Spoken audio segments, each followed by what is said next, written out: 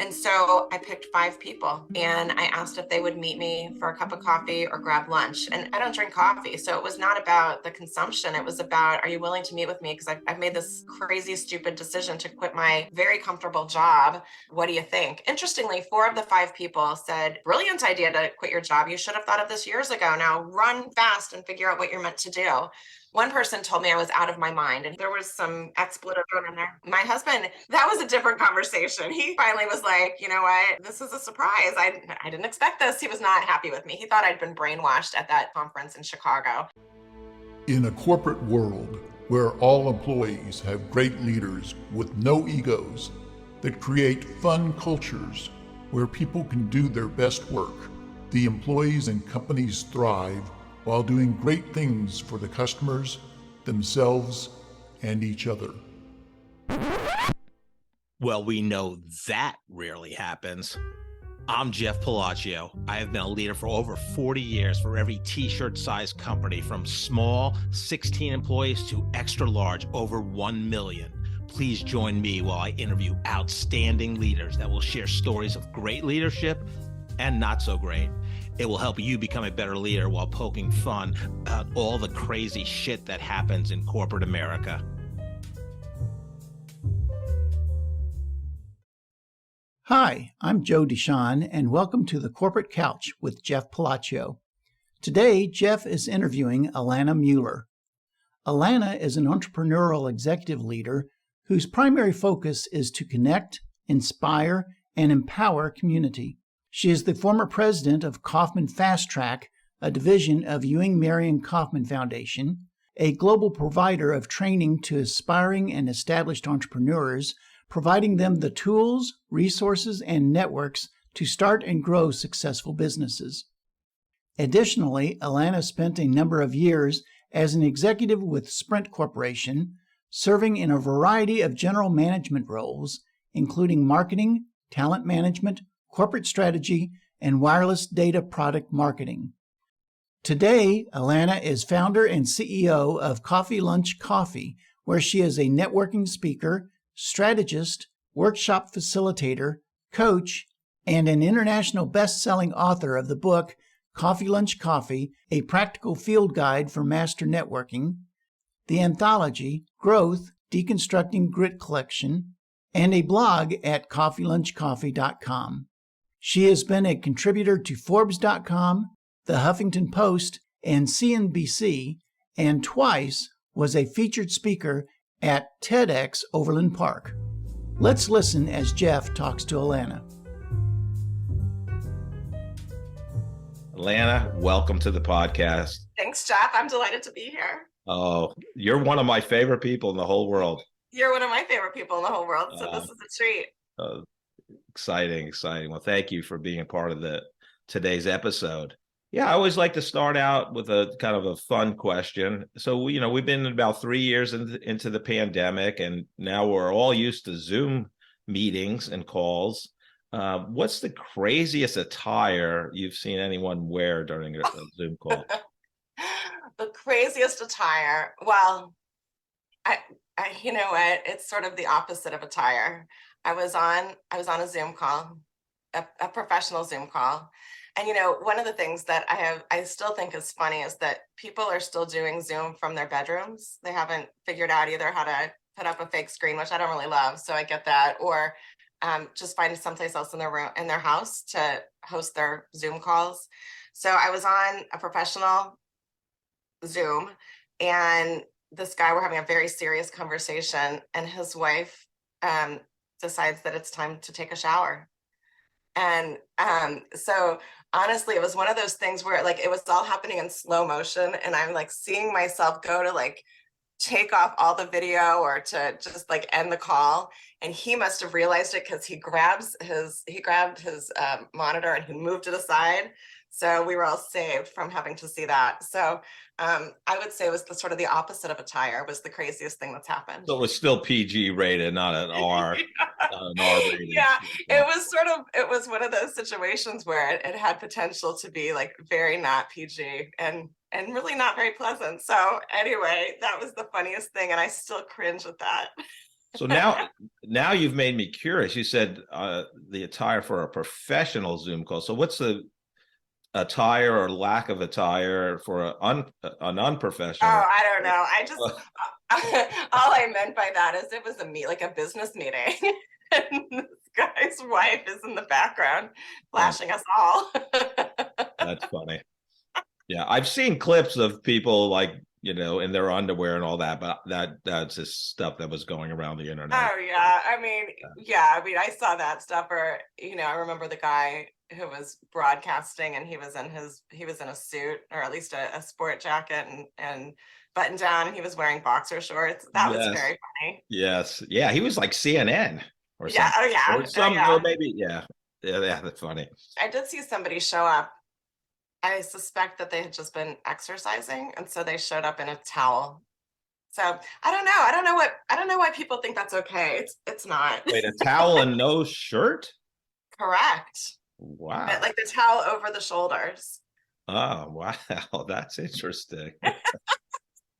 Well, let's talk about, I'd like to start in the formative years for every guest. So growing up, and you grew up in Kansas City, correct? I did. Yeah. This is home. Yeah. So growing up here in Kansas City, when you were very young, what did you want to be when you grew up? Oh, I wanted to be an entrepreneur. I mean, my line was, so, while other people were saying, I want to be a teacher, or I want to be a firefighter, or I want to be a whatever, a basketball player. I wanted to own my own business, is what I said. I didn't know the word entrepreneur, but I wanted to own my own business. And for a long time, I was also kind of an artist growing up. And so I, for a long time, thought I would have my own fashion line, and it was going to be called Alana Renee Designs. And I mean, I was all set. And in fact, it was going to grow to be Alana Renee Enterprises. What your listeners may not know is that I have no fashion sense. Like I'm not big on fashion. I really don't care much about it. You're not going to see me sort of pouring through the covers of Vogue or anything. And so I don't know what I was thinking, but that was my way to marry up my interest in art with my strong desire to own my own company. And so, yeah, Alana Renee Enterprises, that was the thing. Love it. So how did that come about? Oh gosh, I don't know. I would say I came by it honestly. My parents are entrepreneurs. They still are.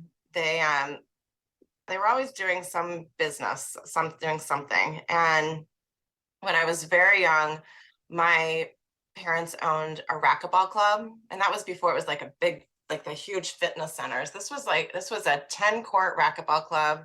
There was a small exercise, like a small weight room, and what we called the multi-purpose room, which was, exercise classes and all kinds of things. But we owned as a family a racquetball club. And so I saw them toil over this club. I saw the elation, the pride, some of the heartbreak. And so I definitely came by it honestly. My grandparents were all entrepreneurs.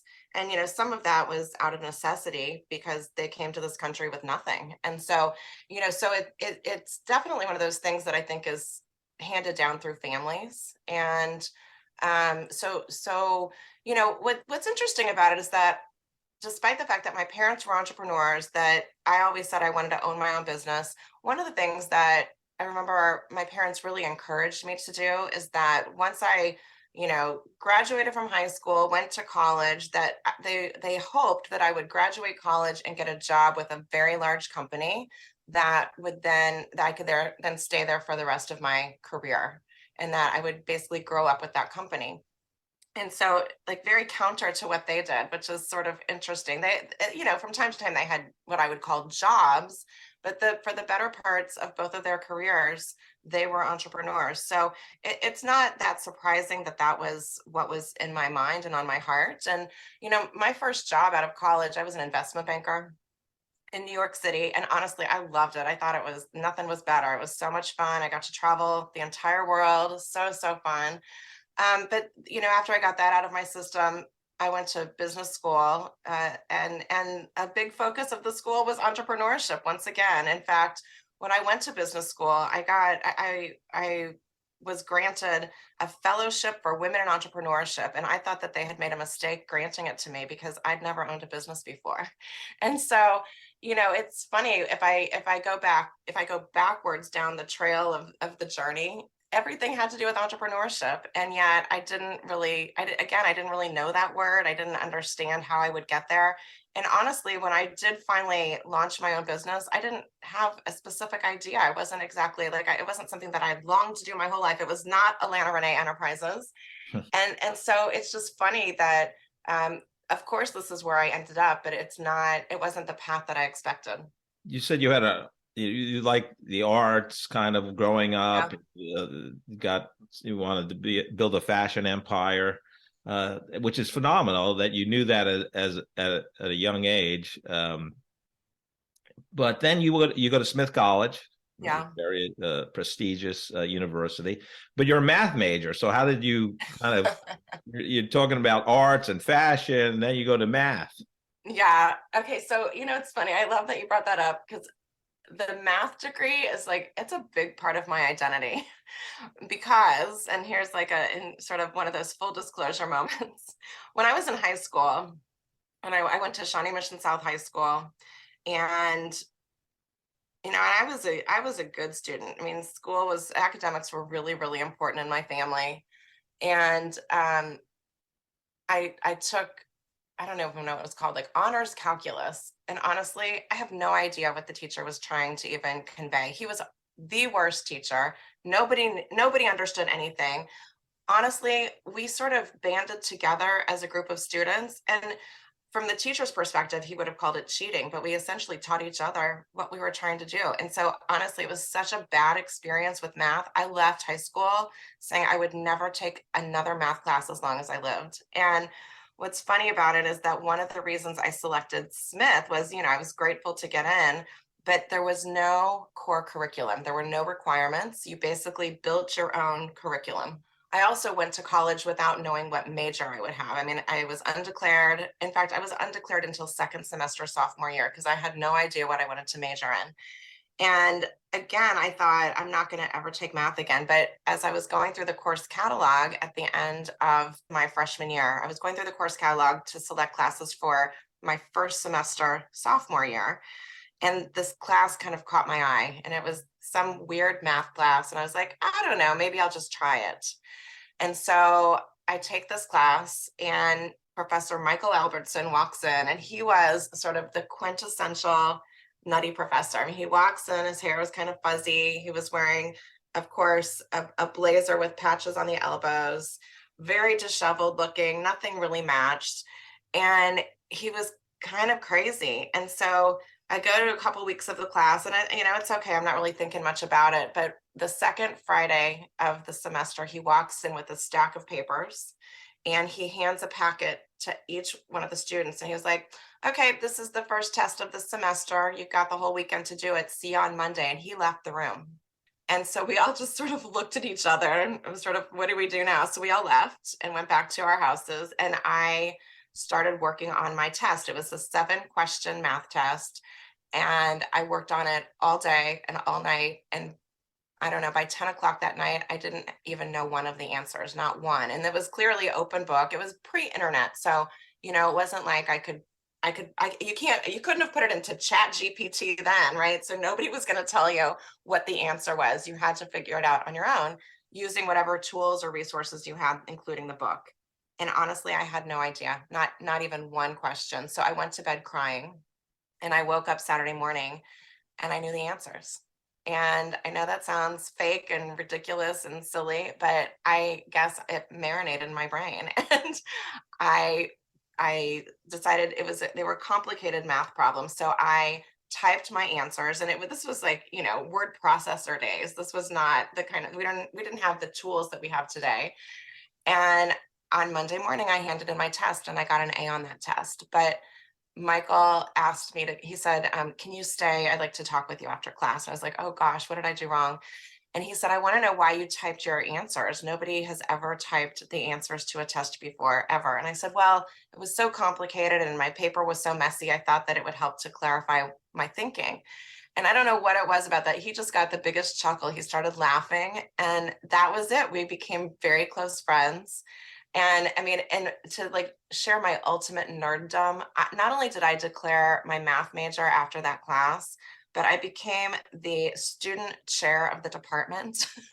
So some of my closest friends were my math professors. And I don't know, I just felt like I proved to myself that I could do it, despite, may he rest in peace, Harlan Hewer at Shawnee Mission South, who was the worst calculus instructor in history. But thanks to Michael Albertson, also may he rest in peace, he helped me to prove to myself that I could do something that I didn't think I could, and it lit me up. And so I'm not good at all math, and I cannot do math in my head, despite my best efforts, but I just love it. I love the way that it helps people to think and to work through complicated situations and the logic that's associated with it. So it's a huge part of my identity, and I'm still proud of that math major. You know, what's interesting, what you said earlier, that your parents wanted you to be with a corporate company for, you know, the rest of your life type thing. You know, and you're younger than me, but we're in the same generation. I feel that, you know, we were the first generation not to have a company for life. That wasn't expected.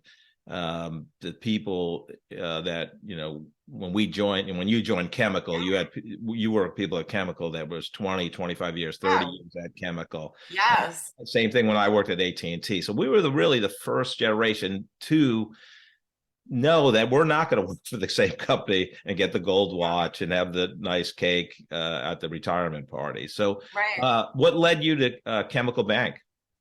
Her name was Vera Weintraub. I don't know whatever happened to Vera, but she was meaningful in my life. So at Smith, actually, there was a phenomenal career development office. And, you know, in those days, and I know you remember this, I mean, jobs were plentiful and good jobs. And so, you know, not just myself, but my peers also, we all had multiple opportunities in multiple cities. And you know, I was a little girl from Kansas. I didn't know anything about New York City. I'd never been there. And as we just discussed, I was a math major. I didn't know what I would do with it. So, you know, talking to career services, they said, you know, all these banks come on campus. Maybe you should talk to a banker. And so I randomly signed up for interviews, because the way it worked, and you probably remember this, is that you would go to career services and you'd write your name on the form to get one of the interview slots. And so Chemical Bank, which I'd never heard of, was coming on campus. And I met with Vera Weintraub, and I don't know, we just had an instant connection. She was wonderful, and brought me to New York for a round of interviews. And I couldn't believe it. I couldn't believe I was moving to New York City. And it was a blast. It was a blast. And when I was at Chemical, I was in what they called at the time the credit training program. And so I exited as what they called a credit analyst, but it was in the time that I would say commercial banks were beginning to have investment banking powers. And so Chemical Bank they created a trading floor, and they created a high yield debt origination department, which meant junk bonds. So for people who aren't familiar with that, and what a junk bond is essentially, it's a high risk, a company that's considered high risk of not paying back a loan, essentially. And they raise money through bonds to get people to invest in their companies. And so I got a very plum job. It was sort of the most highly sought opportunity to be in the inaugural group at then Chemical Bank. It became Chemical Securities because they got their securities license. And I was in high yield origination. So my primary focus, for whatever reason, is I worked on a lot of Swedish shipping company deals. So I spent a lot of time in Sweden, of all places. I don't know why, but that's what I did. Wow, that's nice. So what, you come back to Kansas City? Why'd you leave Chemical? No, I left because Mark and I got engaged. He was living in Chicago, and I wanted to go to business school. So I got into school in Chicago and we moved in together, and had a blast in Chicago. I mean, New York is definitely my city, but he knew Chicago because he had been living there. So it was really fun. I mean, interestingly, I was living south of the city in Hyde Park, and I didn't have my own transportation. So I didn't love living in Chicago. I think if I'd lived more in the city part of Chicago, I would have enjoyed that better. But we had a great time living in Chicago just together. We had so much fun. But I missed New York. But I went to school, and when I graduated, same deal. It was at a time when graduates had multiple opportunities. Could pick where they wanted to go. So I had opportunities to go to different kinds of corporations. I had consulting offers from really prestigious companies. It was amazing. But the one opportunity that I just couldn't get out of my system is that Sprint, now it would be T-Mobile, the telephone giant that I knew to be from my hometown in Kansas City was recruiting on campus. So it was one of those things where at some recruitment day, I bounded over to the recruiter thinking he would care that I was from Kansas City. I said, I'm from Kansas City too. And so fell into conversation with this guy, Rudy Pappenfuss was his name. I had a great conversation with him, and we developed a relationship over the couple of years that I was at Chicago. And when I graduated, I was lucky to get the offer to come back to Sprint and to move back to Kansas City. And honestly, when we were weighing our options, we could have been Kansas City, Michigan, Chicago, a couple of other places. And we looked at each other and said, let's go home. So we've been back in Kansas City for almost 25 years. What do you think about people getting their MBA now? What is your advice to young people that are considering getting their MBA? Well, probably all of your listeners are not going to love my answer, but I think the best part of getting your MBA is the relationships that you build with the people. So it's the alumni network is the most important part. I mean, sure, I already said the academics are really important to me, being a good student, learning all you can. But to me, it was the relationships. I mean, in fact, I'm going to my 25-year reunion here in just a couple of months, and I cannot wait to catch up with people. And I've kept up with a smattering of people, and it's been lovely. But to sort of have a big group of us back in Chicago will be so much fun. And when I think about what having my degree from the University of Chicago has done for me, I would not have my own company right now, or at least it wouldn't be this company without having had my Chicago experience. I mentioned to you that I received a fellowship from Women in Entrepreneurship. What I didn't tell you is that the family behind that fellowship, ironically, is from Kansas City. And the story with that is that when I got my admission letter to the University of Chicago, I got a second letter, and it said women in the incoming class are eligible for a fellowship in entrepreneurship. And I cast the letter aside because I'd never been an entrepreneur, even though I always wanted to own my own business. And the night before it was due, I came back to my little tiny studio apartment with the Murphy bed, and I came across the letter, and it was due the next day. And these are the days before email. So I thought to myself, you can't win if you don't play. So I wrote the essay and I faxed it in the next morning from Chemical Bank. 2 weeks later in the mail, I got a letter that said, congratulations, you've been awarded the Mike and Karen Herman Family Fellowship for Women in Entrepreneurship. And honestly, I thought a mistake had been made. So I called Chicago and I said, my gosh, thank you so much for awarding me this fellowship. Who are Mike and Karen Herman? And the woman said, well, Mike is the president of the Kansas City Royals. And I said, I'm sorry, are they from Kansas City? And she said, yes. And I said, I'm from Kansas City. And she said, oh, we thought you were from New York. And I said, I can be from New York.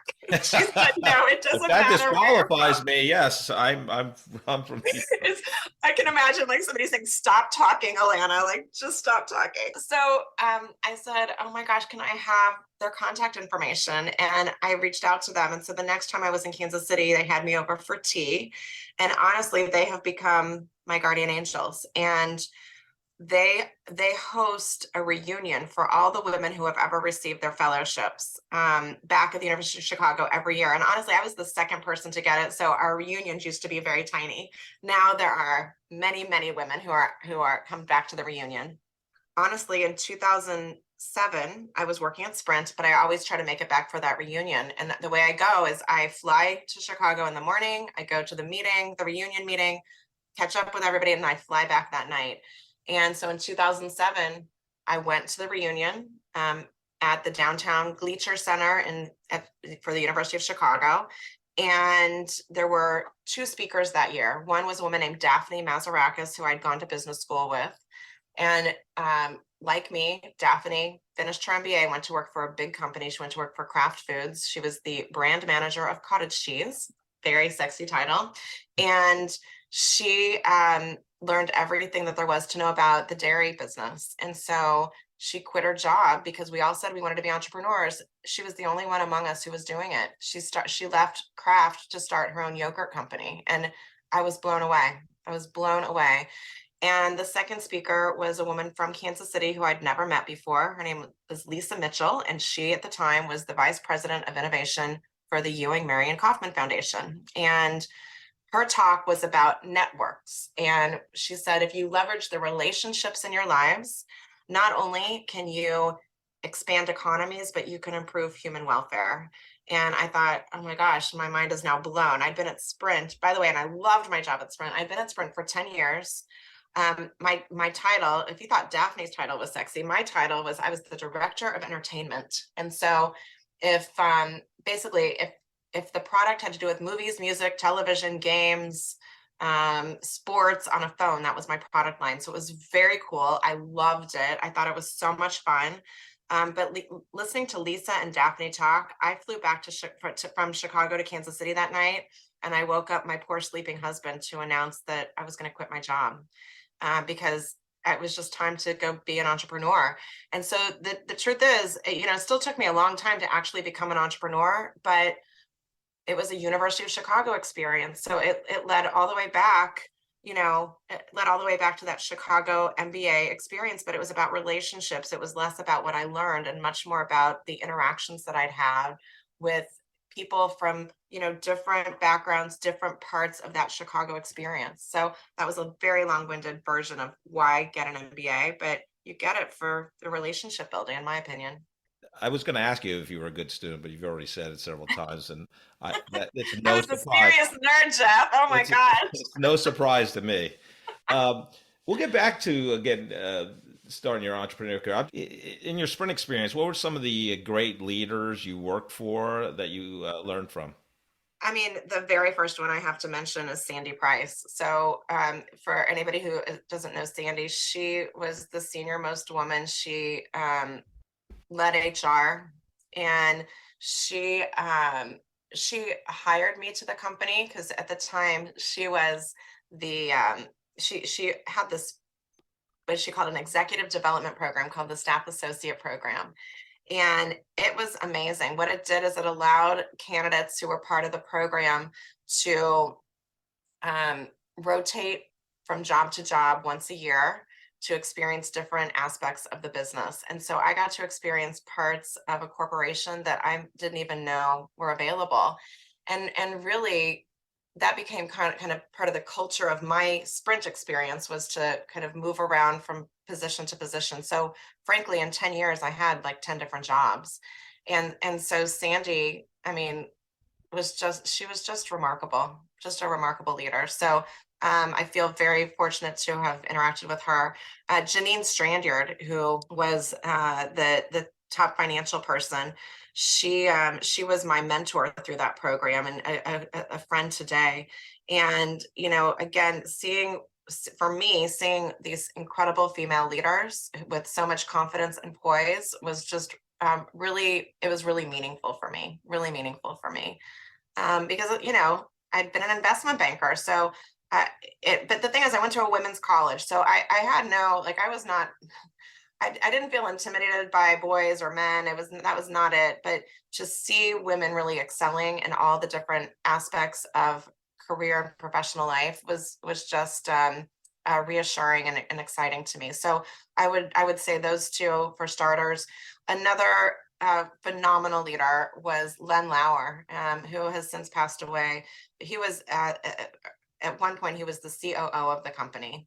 And I'll never forget, there used to be, you might remember, there used to be a coveted position called the EA, which stood for executive advisor. And so they'd kind of select these high flyers to follow around like a little lemming, these executives, and to basically do projects for them, go to every meeting. but it was this highly coveted opportunity because you basically got to be in the C-suite without the title, as the right-hand person to your executive. And so I remember I was on maternity leave and I got a call, and the HR person said, I know you're on maternity leave, but Len Lauer is looking for a new EA and he'd like to meet with you. Are you willing to just, leave maternity leave for a day and come in for an interview? And I said, if I can stuff myself into a suit, I will be there. So it was so fascinating. I went for the interview. It was like the most amazing interview of my life. And we are rocking and rolling, having this great conversation. And toward the end of the meeting, he's like, Alana, this has been a great conversation. I have loved talking with you. You clearly are passionate about what you do. You're good at it. You've made a huge, important impact for the company. Why have I never heard of you before? And honestly, it was the most deflating thing I've ever experienced. And I could just feel like my whole body just like fall. And it was very hard to hear that. But he wasn't trying to be mean. He was teaching me a lesson. And he said, he said, why is that? And I said, I don't know. I guess I just thought that if I worked hard and kept my head down, that I would get recognized. He's like, yeah, no, that's not going to work for you. He said, that's not what your peers are doing. He said, you don't have to be boastful or arrogant, but you need to show people what you're made of and what you have capacity for. And he said, I'm not going to give you this position. He said, instead, I'd like to be your mentor. And I want you to come back to me and I'm going to help you. He said, your next position, I'm going to make sure that you're a vice president. And it was so interesting because I didn't reach out to him for a long time, but I ran into him and he's like, Alana, I've been expecting your call. I told you to reach out to me to schedule regular meetings. We need to put you on the vice president path. And he really meant it. And that was his focus. And he was just a great leader. I ended up leaving Sprint before I took a position as a vice president because I was not satisfied with the opportunities that were made available to me. But I always appreciated that because, you hear people say, it's like one of those things where people say, call me. And you think, yeah, I'm never going to call you. But he really meant it. It was sort of like he said, I want to support you. I want to help your career. I want to help you advance. And he thought that I would be better off not as his EA or executive advisor, but really just helping me get exposure to different aspects of the business. So I really appreciated that. So I would say those are three great leaders. There were many, many others. And, today, and this, one of my very close friends is Mike Goff, who has been a huge difference maker in my career, huge difference maker. And, what's interesting about Mike is I remember sort of observing him from afar and it's funny, he has slide presentations that have both of our names on them that he's saved. And so I know we did some projects together, but I always felt like he was like, untouchable, not part of my throng. But he's somebody who similarly observed my work and what I was capable of. And when I left Sprint has just been an incredible difference maker to me. And that's somebody that I got to know at Sprint. So, when I think about the people who impacted me, there are so many Sprint connections and people I admire. And so I'm sure I'm leaving many, many names out and I regret that, but it's just, it's one of those things I feel very fortunate to have had. I love what Len did though. And I honestly, if I, look at my career retrospectively, I would say I was very similar to you. And like, I thought if I just worked my ass off and did great things and made the company money, that would get me promoted. And you're lucky you had Len to be that mentor. So you're director of entertainment for Sprint. There had to be some crazy celebrity business stories, crazy dinners out and what happened afterwards. I mean, yeah, there were. And probably the weirdest, craziest one, two of them. One is that some of your listeners will know the singer CeeLo. I think he was on like one of those competitions. So I don't know. Yeah. I never watched it, but I know he was on one of those programs.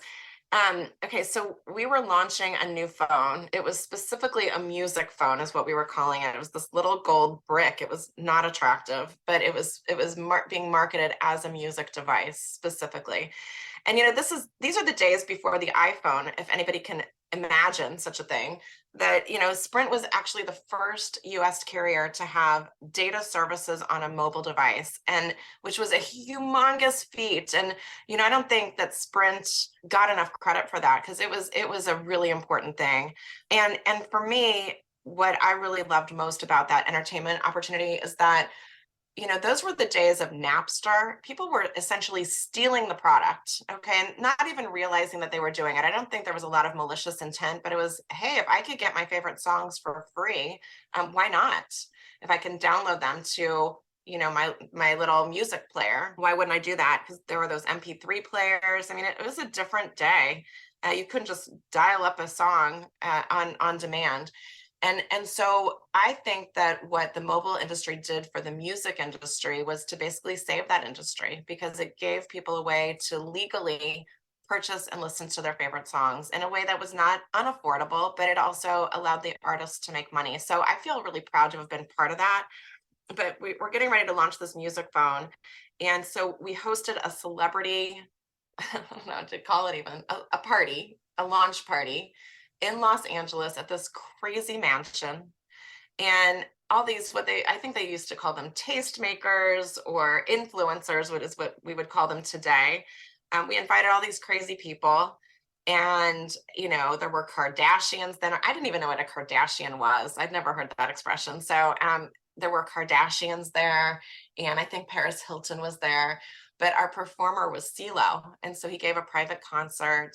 And I just think it's so ridiculous, but I think it's funny. And I got to go to some really cool events, like every year before the launch of a new television season, all the networks host these sort of coming out parties where they will show what are the programs going to be for the next season. And those were the days of the first season of Grey's Anatomy.